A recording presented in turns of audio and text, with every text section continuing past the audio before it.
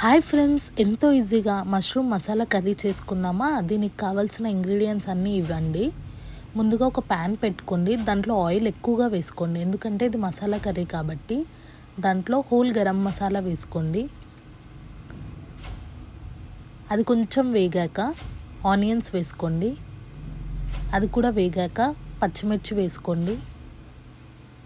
కొంచెం అల్లం వెల్లుల్లి పేస్ట్ వేసుకోండి. ఇది ఫ్రై అయ్యేలోపు పేస్ట్ చేసుకుందాం. దానికి హోల్ గరం మసాలా, టమాటోస్, కొబ్బరి, జీడిపప్పు, పచ్చిమిర్చి, కొంచెం పెరుగు, వాటర్ వేసి ఈ కన్సిస్టెన్సీలో రావాలి. ఇప్పుడు ఇది ఫ్రై అయింది కదా, దీంట్లో ఆ పేస్ట్ వేసుకోండి. ఒకసారి మంచిగా కలుపుకొని కొత్తిమీర, పుదీనా, కరివేపాకు వేసుకోండి.